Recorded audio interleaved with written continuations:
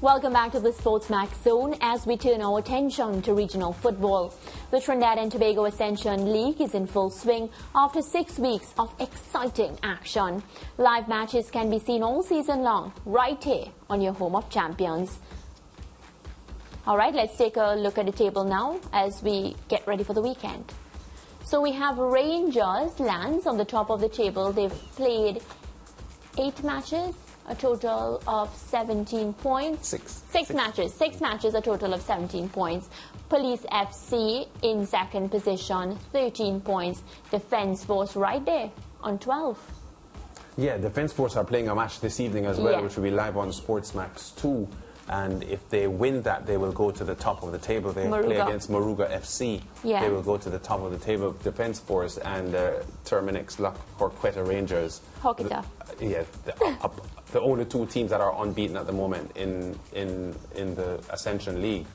But Defence Force have this important assignment. If they, as I said, win tonight, the pressure will be on for Rangers to win as well later on this weekend to restore the lead they have at top of the table. And what I think is very special about this is La Hokita Rangers. They've been leading since match week 3.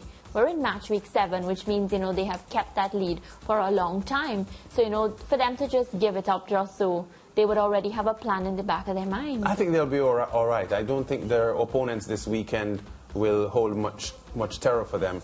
And I think Rangers will remain leaders at the end of match week 7. But it's been some good action that we've seen in the Ascension League in Trinidad and Tobago. Live action on Friday evenings on SportsMax and SportsMax 2. And not to forget the close battle between the police and the Defence Force. They're separated by 1 point lands. Yeah. So we'll have to see who really which team overcomes the other. Will it be the police officers or will the Defence? I think I heard George Davis saying that he's backing the police team for the Ascension Did he say why? Because he always has a reason. I can't recall him giving a reason, but I seem to recall him saying that police is where his support is. All right, well, I'll have to ask him. Let's continue. Let's take a look at some live action of Cunupia FC versus Deportivo PF. All right, the score right now, Deportivo, they're leading Cunupia FC 1-0 lands. Yeah, I think we're going to see the goal that came up. All right, let's take a look. That has Deportivo leading. Yeah, the defender is having a difficult time getting the ball out of their danger zone. Yeah, so many attempted clearances and nothing, permanent with the clearances, so the ball kept coming back to them. Last weekend, Cunupia, they lost 5-0, so, they would want to ensure that they don't have a repeat of that loss in this game. But Lance, But it was Defence Force that beat them last week, so it was a good team that beat them 5-0. But no team wants to lose 5-0. I mean, losing is losing, but a 5-0 loss is a heavy defeat. What I will say is I'm so happy that, sport and football is back in Trinidad and Tobago, because we do know for some time that, it was impossible for our players to even get any sort of physical activity going. So it's just good. Even the pitch looks so green. It looks like a good day for football. I know you and George are always talking about the conditions, the good conditions that Trinidad and Tobago has where football is concerned. They sometimes even joke with me and say, well, let's swap because, they can take our football grounds for their players. All right, well, we're going to stick with domestic football in the Caribbean. The Jamaica Premier League heads into round 17 with 6 matches to be played. This is how the table looks going into week 17. All right, Dunbeholden, they have played 16 matches, a total of 12 points. Waterhouse on 11 points, so 1 point separate the top 2. Arnett Gardens in 3rd position on 9, and Mount Pleasant in 4th position in 8. Yeah, Waterhouse just within 2 points of Dunbeholden. Oh, I know what I was doing. I was reading the wins as opposed to the points. Yeah, and Arnett had a bit of a stutter last week, a surprise loss they had to Veer. Yeah. And they've lost ground on the leaders. But as you know, it's the top 6 teams that will qualify for the playoffs. And in that middle section, they were Tivoli on 6th with 21 points, and Harbourview 7th on 20, and Humberland 8th on 17.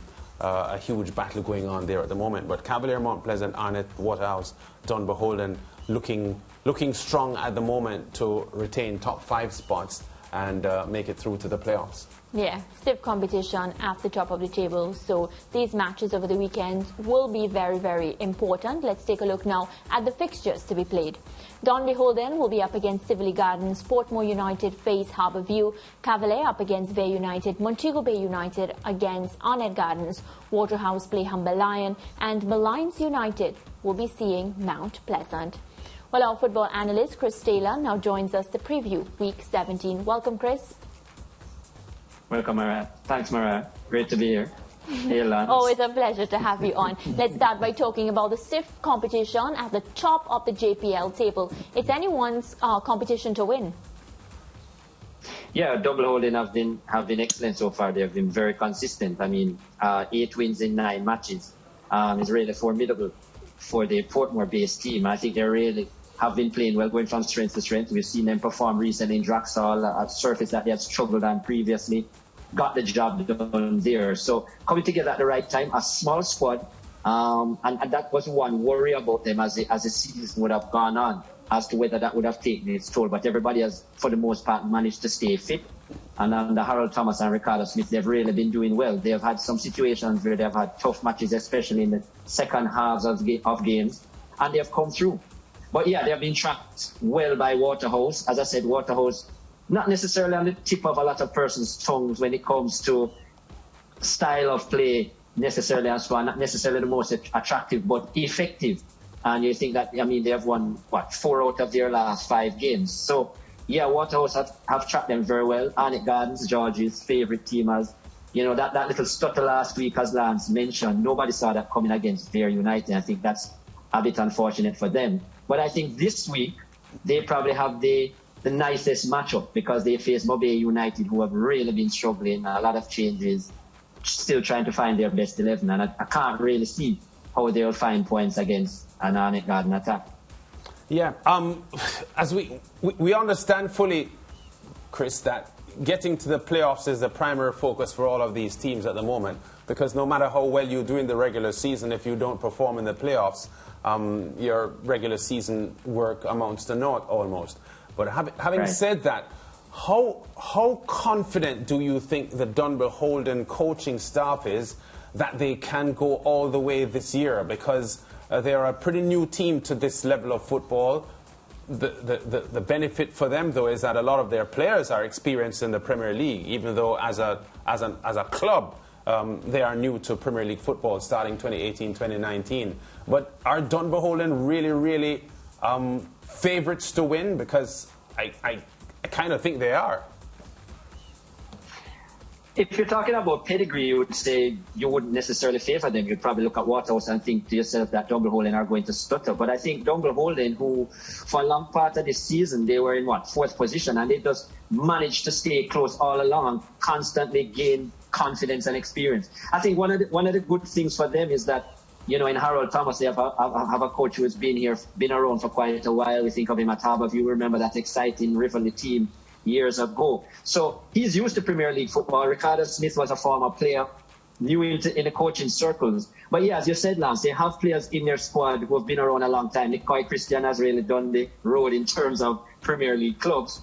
Fabian McCarthy winning with Molynes United, you know, seasons ago. So they have players with experience between the sticks. You know, Damian Hyatt, a 2-time Premier League champion with Arnett Gardens. So they have players who have won the Premier League. They have players who are experienced, and that's what's going to help to carry them through. And I mean, 2 very informed strikers. I mean, you know, Ataforai Bygrave, Reggae Boy experience recently, leading goal scorer. Yes, hasn't been on the best of form, but he's found a superb partner in former McGrath youngster Peter McGregor, and I think he's really a formidable force up front, and that partnership is the best in the Premier League. But yes, a lot of persons will be questioning Dunbeholden. But you will remember, Lance, when Dunbeholden came into the league, two years ago, the matches that they lost were always very close. They lost a lot of 1-0 results. They were always impressive. And where they struggled was to find potent strikers up front, and that's the part of the jigsaw that they have found. They have found a real potent pair up front in McGregor and Bygrave, and I think that's what's brought their season together with the attractive football within the middle, the likes of the ever-working Phillips, Nicoy Christian, who is, his vision is one of the best in the Premier League, and Fabian McCarthy, who plays anywhere within that spine. And where they were lacking earlier in the season in terms of defence, they have solved that, with Diane and Sean Duar in the central defence. So I think they're really a force to be reckoned with. My only concern is fitness for them as the season progresses, because that starting 11 is integral for Dunbeholden if they're going to go all the way, because their bench is not very deep. Yeah, you touched on something very important just now, Chris, because I agree with you 100% that their acquisition of Peter McGregor, who joined into the season as a twin striker with Ataforai Bygrave, they look almost unstoppable. These are two big, strong men, and apart from their skill and their goal-scoring ability, they physically are very, very difficult strikers to fend off. As if you're a defender and you face McGregor and Bygrave, you know that you're in for a tough 90 minutes. So I think Dunbeholden has a lot going for them there. Bygrave, the leading scorer in the league at the moment, and McGregor has scored 5 in his last 5 matches, including a brace. So I don't think Bygrave could have asked for a better partner than McGregor. And a defensive unit to have 2 very physically strong strikers to look to contend with, not just one, is for me a headache. But Waterhouse, Chris, their fans have been very disappointed, for 4 years in a row now, because they have been beaten finalists 3 years of Premier League football, and the year that the season was aborted because of COVID-19. They were leading in the regular season, and they could feel as if the COVID-19 pandemic robbed them of an opportunity to win the title. What's your take on how they've been playing and their chances of winning the title? 2 players for them, Cardell Benbow, Denardo Thomas. I think those are the 2 keys. It's surprising that they're coming from wide areas. Where Dunbeholden is strong is where I think Waterhouse is weak. They don't have a formidable strike force in the central positions, in what we would call that number 9 position. I think that's where Waterhouse has struggled. It's so funny that we're saying that, because Waterhouse has scored the most goals in the league. Because when you look at their roster, so many players have scored. I think they have 15 or 16 scorers. But in that number 9 position, it's been a struggle with Devroy Gray, Javon James. I just don't think they're the most potent. They work hard, but that's where they could really, improve. Who they have brought in is this man, Shaquille Bradford, who was a joint leading goal scorer last year. He went overseas on trials, and he's now back. Wasn't fully match fit, so the last game was the first game he had started, and he looked a lot better. Obviously, he's getting sharp and so, but he, I think, will be their most potent number 9. Him coming into the starting lineup, I think, strengthens them. But yeah, Cardell Benbow has been excellent this season. 9 goals on the season, 3 assists. Denardo Thomas, so skillful, a lot of flair from the wide positions as well. I think 5 goals so far.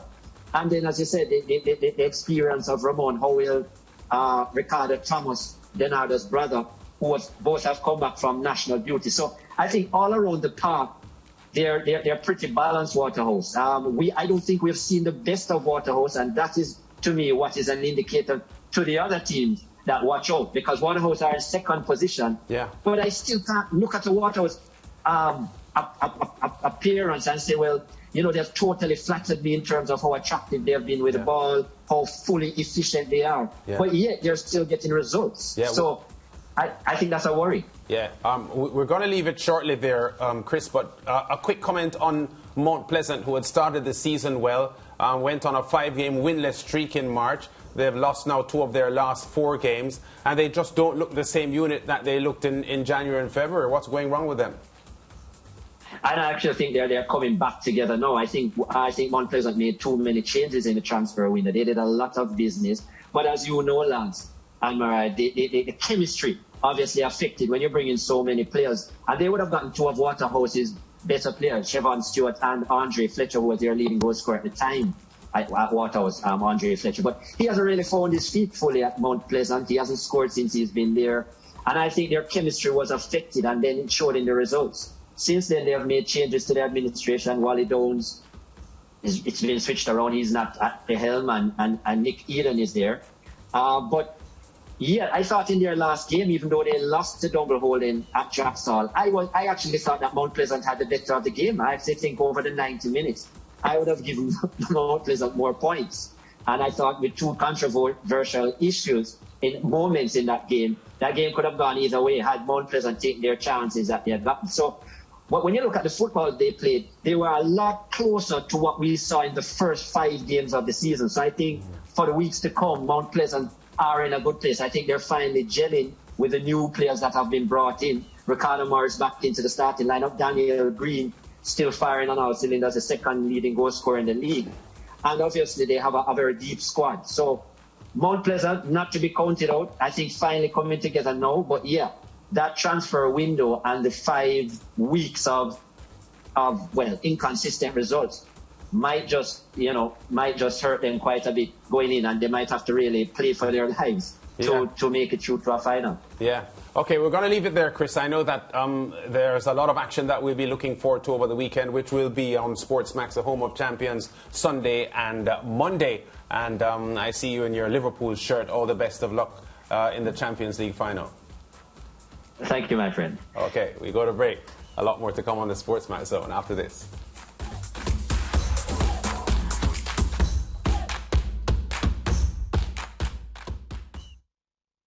Stay with SportsMax on YouTube and follow us on all social pages for updates, news and entertainment.